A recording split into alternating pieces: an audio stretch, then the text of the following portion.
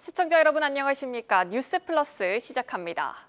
9월의 첫 시작인 오늘 코스피는 3,150선을 이탈하며 한 주를 시작하는 모습이었습니다. 주말 새 미국과 중국에서 들려온 반도체 관련 소식이 우리 증시의 중심부인 반도체주에 직격탄을 날리며 외국인 투자자들의 매도세를 부추겼습니다. 박스피에서조차 더 하단을 깊게 내어준 우리 증시.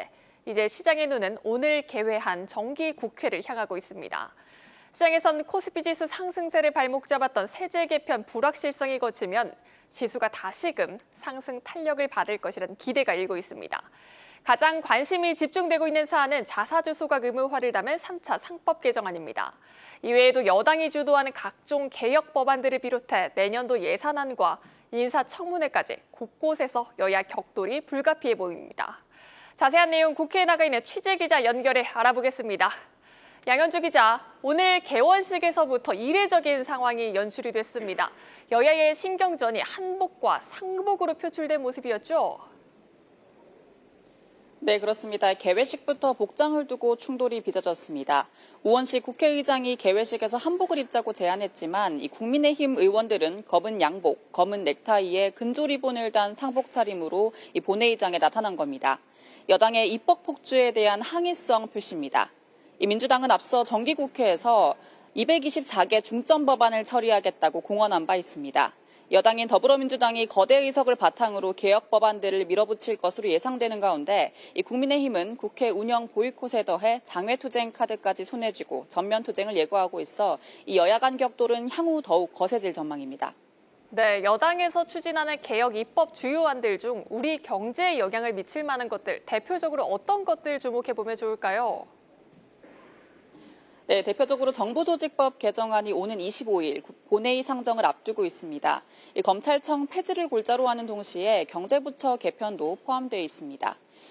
금융위원회의 정책 기능을 기재부로 넘기고 남은 금융위는 금감원과 합쳐 금융감독위원회로 재편하는 방안이 논의되고 있는데요. 오늘 오전 경제부처 조직 개편을 논의하기 위해 국회 정무위원회 소속 여당 의원들과 정보 인사들이 모인 당정협의에서도 이 큰 틀에서 공감대가 형성된 것으로 알려졌습니다. 강준현 더불어민주당 정무위 간사는 이 당정협의가 끝난 뒤 기자들과 만나 결론이 난 것은 없다면서도 국정기획위원회에서 여러 차례 논의에 나온 안에는 어느 정도 공감했다고 말했습니다.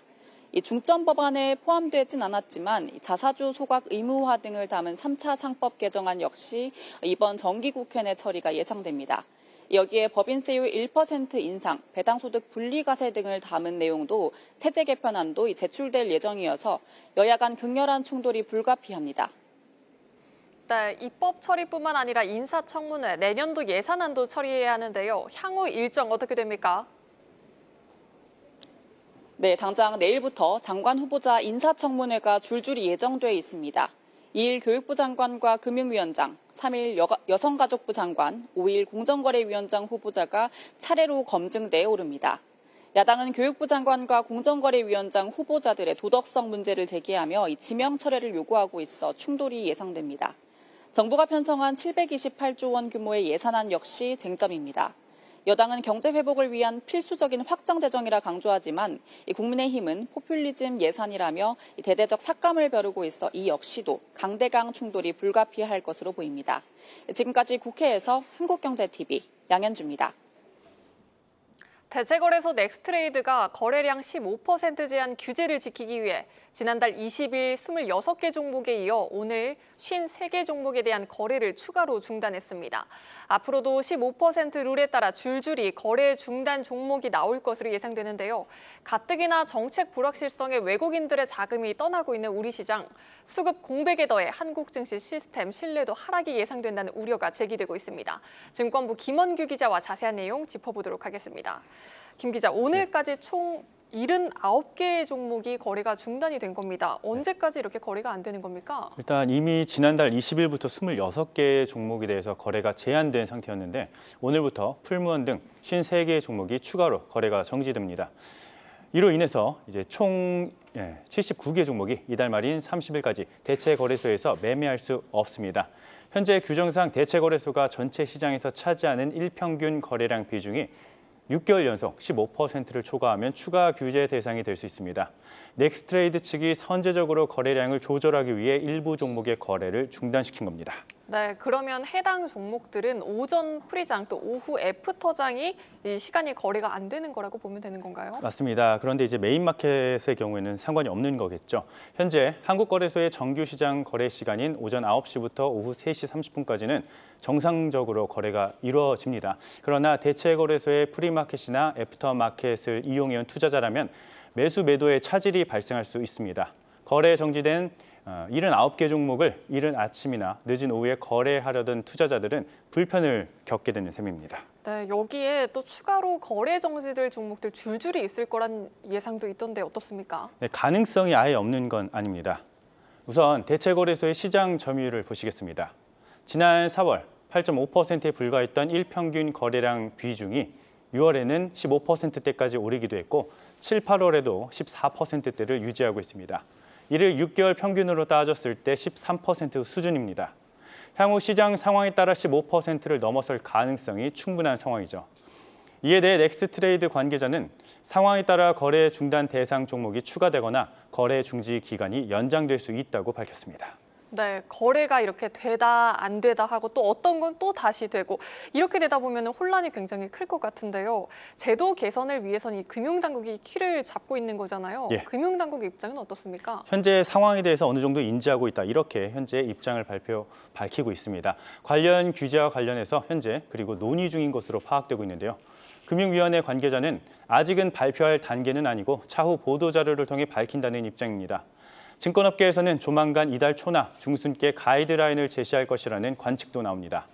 한편 한국거래소의 주식거래 수수료를 낮추는 방안도 또 다른 대안으로 거론되고 있습니다. 현재 거래소 수수료는 대체 거래소보다 20에서 40%가량 높은 수준입니다. 만약 수수료가 인하되면 수수료가 상대적으로 낮아 발생하는 대체 거래소의 거래량 증폭이 완화될 가능성도 있습니다. 네, 현재 가격과 수수료 등을 고려해서 투자자에게 가장 유리한 시장으로 자동 주문이 들어가는 상황입니다. 예. 거래소가 수수료를 낮추면 이 기능이 상실되는 거 아닙니까? 근데 꼭 그렇다고 말할 수는 없습니다. 이제 수수료가 낮아지면 일부 주문이 거래소로 이동할 수는 있겠지만 이제 SOR이라고 하잖아요. 이 SOR이 단순히 수수료만 고려하는 것이 아니기 때문입니다. SOR은 수수료 등 총 거래 비용과 함께 매수 매도 가격 차이와 체결 속도까지 다 따져서 가장 효율적인 거래소를 선택합니다. 또 대체 거래소에서 제공하는 프리 애프터마켓 거래의 경우 여전히 투자자들에게 매력적이라는 분석입니다. 네, 제도 개선 기다려봐야겠습니다. 증권부 김원규 기자였습니다.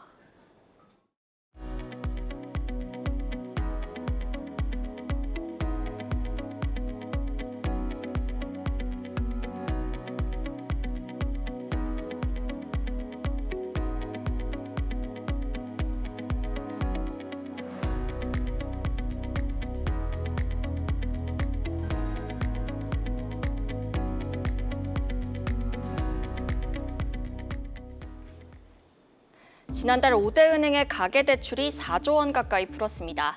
주택담보대출, 전세대출, 신용대출 모두 고르게 늘어난 모습인데요. 이 추이를 보면 627 대출 규제 효과로 2달 연속 증가세가 둔화됐습니다만 당초 예상했던 급격한 감소는 없었습니다. 전 금융권으로 넓혀보면 한 달 주춤했던 가계대출이 다시 늘었는데요. 휴가철 소비와 이사 수요로 신용대출 등 은행권 기타 대출이 많이 증가했고 새마을금고에서 집단대출도 크게 늘어난 결과입니다. 이처럼 가계대출 흐름이 여전히 불안정한 만큼 금융당국이 부동산 공급 대책에 맞춰 추가 규제 카드를 꺼낼 수 있다는 관측이 나옵니다. 이혁원 금융위원장 후보자는 627 대책이 단기적으로 효과적이라고 평가하면서도 필요시 준비된 대책을 즉각 시행하겠다고 밝혔습니다.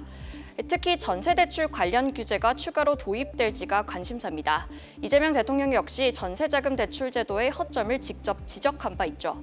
이에 이 후보자도 그강 100% 보증으로 은행이 여신 심사를 소홀히 하는 등 다소 무분별하게 전세 대출이 취급됐다며 현재 80%인 전세 보증 비율을 추가 축소할 가능성을 시사했습니다. 전세 대출의 DSR 적용 여부에 대해선 아직 확정된 건 없다며 말을 아끼면서도 정부가 일관되게 적용 대상 확대를 강조해온 만큼 구체적인 시행 시기와 방안을 검토하겠다는 입장입니다.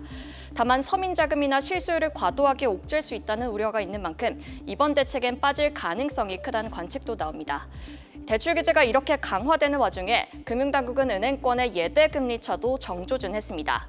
권대영 금융위 부위원장이 기준금리가 내렸는데도 예대금리 차가 확대되면 국민들이 납득하기 어렵다며 은행권을 압박하고 나선 건데요. 은행들은 난처합니다. 예대금리 차를 줄이려면 대출금리를 낮춰야 하는데 그러면 다시 가계대출이 불어날 수 있기 때문입니다. 이런 딜레마 속에서 카카오뱅크와 K뱅크는 가계대출 가산금리를 0.2에서 0.3%포인트 인하하며 실수요자 부담 완화라는 명분으로 대응에 나섰습니다. 최근 은행권의 예대금리 차는 2022년 공시 이후 최대 수준에 근접해 있습니다. 늘어나는 가계대출을 억제해야 한다는 압박과 동시에 예대금리 차를 줄이라는 요구까지 맞닥뜨린 은행권이 어떤 균형점을 찾을지 주목됩니다. 지금까지 뉴스 브리핑이었습니다.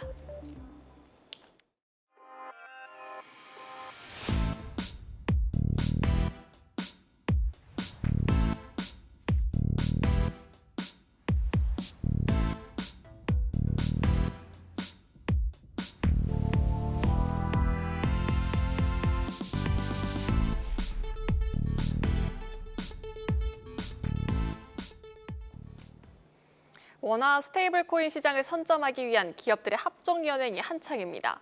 일각에선 수익성 확보가 불투명한 상황에서 간판만 내걸고 있다는 지적도 나오는데요. 가상자산 시장 변화를 조명하는 기획, 오늘은 마지막 시간입니다.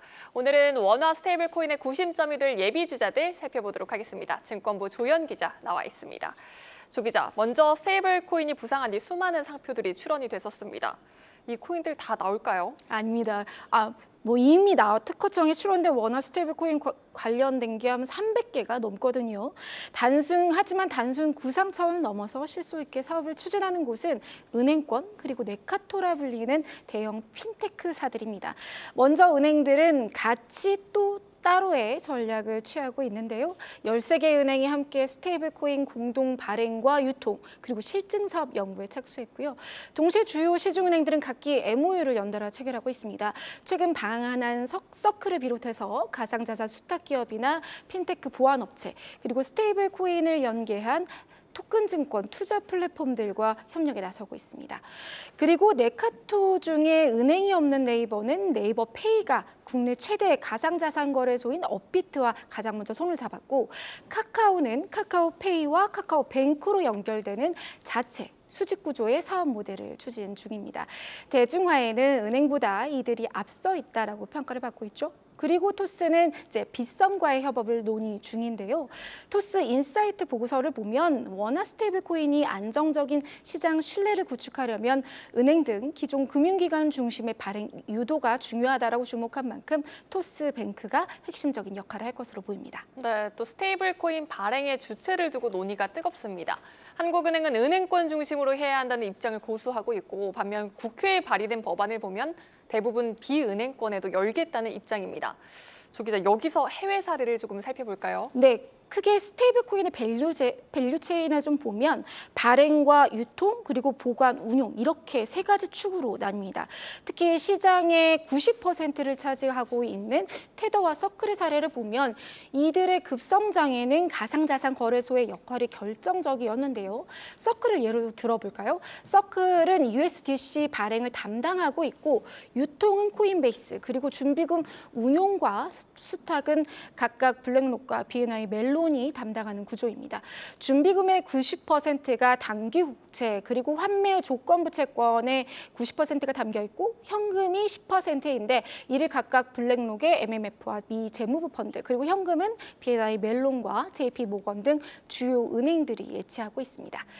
테더는 이제 엘살바도르의 모회사와 운영회사를 자체적으로 구축하고 다수의 수탁기관을 이용하는 멀티뱅크 분산 전략을 추구하고 있는데, 사실상 국내에서는 나오기 불가한 모델입니다. 하지만 테더 역시 대형 가상자산 거래소를 파트너로 확보한 것이 주요했는데요. 테더와 서클의 성공은 누가 발행하는가가 아니라 어떤 구조로 작동하는지에 중점을 둔 것이 기반이라는 설명입니다. 전문가의 발언 들어보겠습니다. 서클 같은 경우는 애초에 처음에 설립됐을 때 코인베이스랑 같이 공동 창립이 됐었고 추후에는 분리가 되기는 했지만 좀 USDC가 코인베이스에서 많이 활용되도록 이거를 서로 인센티브를 줄 수 있었고, 테더 같은 경우는 탈국가화 스테이블코인이라는 명칭을 쓰는데 이유는 국가 규제를 받지 않는 거래소들, 바이낸스나 아니면 바이빗 같은 거래소들의 좀 암호화폐 페어로 쓰이면서 그러면서 테더가 굉장히 성장할 수 있었고, 네, 가상자산 거래소와의 협력이 이 스테이블 코인 성공에 큰 역할을 했다는 건데 국내에서는 이 모델이 불가능하다고요? 그렇습니다. 현행 법상으로는 불가능한 모델입니다. 가상자산 이용자 보호법에는 자기 또는 특수관계자가 발행한 가상자산의 매매, 그 밖에 거래를 금지하고 있습니다. 그러니까 예를 들어 네이버페이와 업비트가 손을 잡았지만 현행 법과 제도상으로는 업비트나 빗썸 등 가상자산 거래소에 투자 관계가 있는 발행사의 스테이블 코인은 해당 거래소에서 유통될 수 없습니다. 오는 10월 이제 금융위가 원화 스테이블 코인의 발행 요건과 또 담보 관리 등을 담은 정부안을 내놓을 텐데 금융 안정과 소비자 보호 등이 중점 요소로 보이는 만큼 일단은 금융과 핀테크사를 중심의 이 컨소시엄 구축이 유력해 보이고요. 홍콩의 경우 이제 제도 구축과 법안 수립과 함께 동시에 샌드박스를 추진해서 현재는 징둥그룹 그리고 애니모카 등 다양한 사용 사례가 테스트 중입니다. 그래서 국내에서도 금융규제 샌드박스를 통해서 원화 스테이블 코인이 어떻게 활용될 수 있을지부터 실증 사업을 시작하는 것이 필요하다. 이런 목소리가 나오고 있습니다. 네, 여기에 일각에선 수익성에 대한 의문을 제기하고 있다고요? 그렇습니다. 서클을 보면 미국 금리가 1%포인트 인하될 때마다 수익성이 30% 줄어든다라는 분석이 있는데 한국은 미국보다도 더 어려울 수 있다는 진단입니다. 전문가의 발언 들어보시죠. 사실상 수익이 지금 이자 수익 말씀하신 그 운용 이자 수익밖에 없거든요. 근데 지금 미국도 금리 내린다고 하고 있고, 우리나라는 사실 미국보다 애초에 금리가 낮기 때문에 과연 이자 수익만으로 이제 살 수 있냐? 결국 그런 운용 수익 구조 자체가 굉장히 편중되어 있다는 것이 이 산업 전반의 리스크라고 볼 수 있고.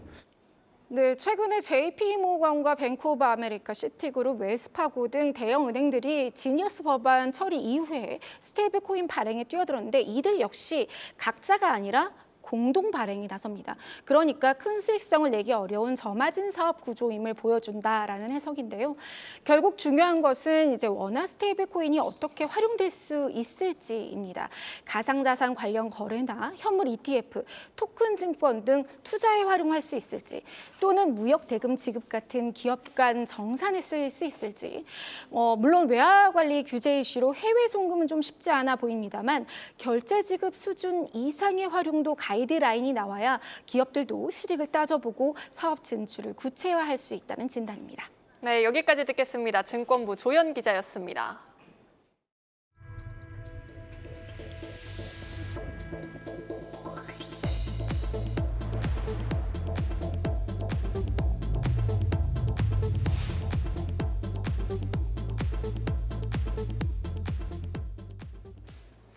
고용노동부가 10월부터 현장 안전감독 과정에서 의무 위반 사항이 적발될 때는 시정 지시 없이 즉각 사법 조치하겠다는 방침을 밝혔습니다. 공공기관에서 중대재해가 발생할 경우 기관장을 해임할 수 있는 법적 근거도 마련됩니다. 세종 주재기자 연결해 자세히 들어보겠습니다. 전민정 기자, 오늘 김영훈 고용노동부 장관 첫 기자간담회가 있었습니다. 기업들에게 영향을 미칠 가장 중요한 메시지 뭐였습니까? 네, 오늘 김영훈 고용노동부 장관이 취임 후 첫 기자간담회를 열었는데요. 이 자리에서 김 장관은 산업안전감독 과정에서 안전의무 위반이 적발되면 사고로 이어지지 않았어도 시정 지시 없이 즉각 사법 조치를 할 것이라고 밝혔습니다.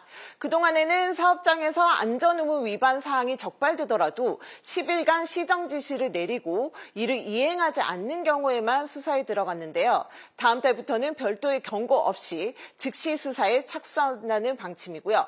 범죄 사실이 인지되면 검찰에 송치됩니다. 과거에는 실제 인명피해 등 산재가 발생한 이후에야 처벌되는 방식이었다면 앞으로는 문제가 확인되는 대로 강도 높게 조치한다는 의미로 해석할 수 있는데요.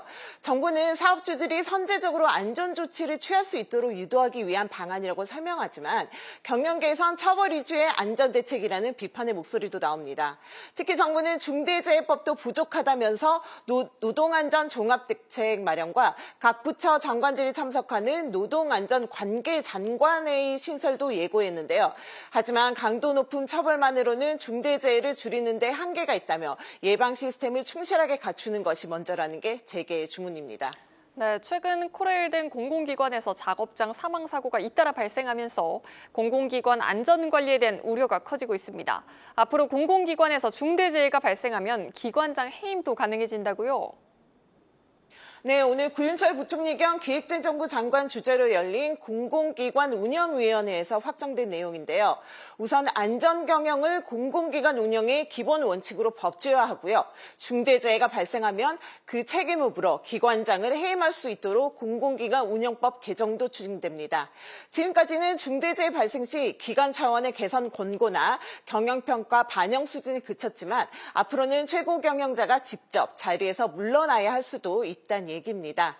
또 공공기관이 받는 경영평가에서도 현재 0.5점에 불과한 산재 예방 지표 배점을 역대 최고 수준으로 높이기로 했고요. 안전관리 등급 심사 대상도 기존 73개 기관에서 104개 공기업과 준정부 기관으로 확대되고 공공기관 사고 사망자 발생 비중이 높은 건설 현장에 대해서는 심사 기준이 강화됩니다.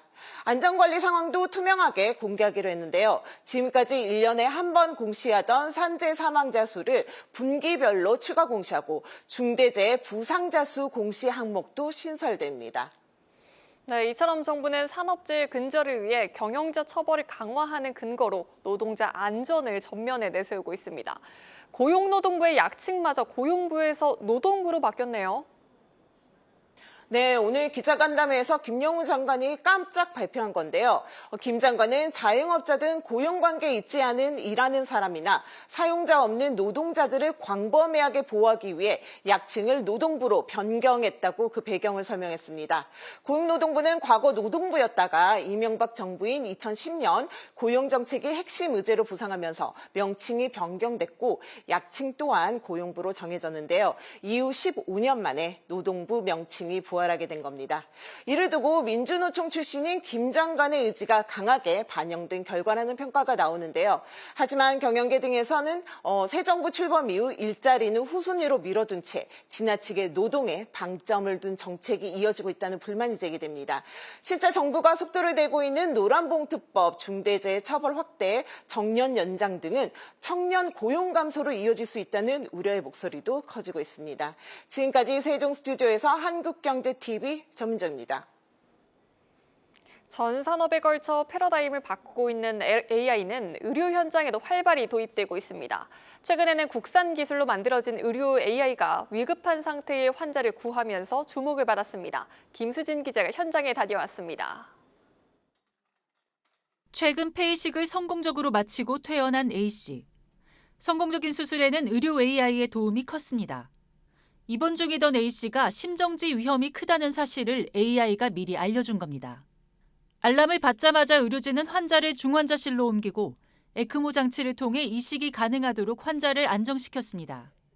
의료 AI가 아무래도 이제 조기 진단에 도움을 주고 이제 빠른 판단과 치료로 이어지면서 환자가 최종적으로는 생존하는데 도움이 됐던 건 사실. 앞으로는 이제 우리 의료 환경에 그대로 이제 들어오게 될 것 같습니다. 해당 의료기기는 국내 의료 AI 상장사인 뷰노의 뷰노메드 딥카스. 맥박, 혈압 등 환자의 기본적인 바이탈을 통해 24시간 내 심정지 발생 위험도를 알려주는 혁신 의료기기입니다. 병원 내에서 심정지가 발생하면 사망률은 80% 수준. 100명 중 1명꼴로 발생하지만 이 중 절반 이상은 예측을 통해 예방할 수 있다는 조사 결과도 있습니다.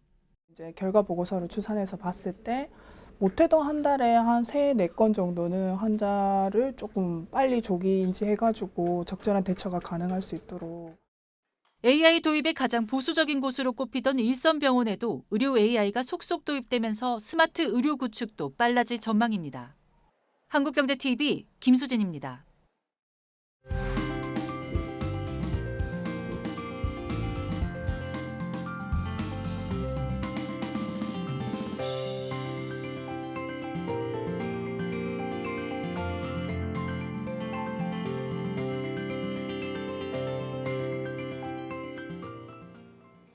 뉴스를 마칩니다. 시청해주신 여러분 고맙습니다.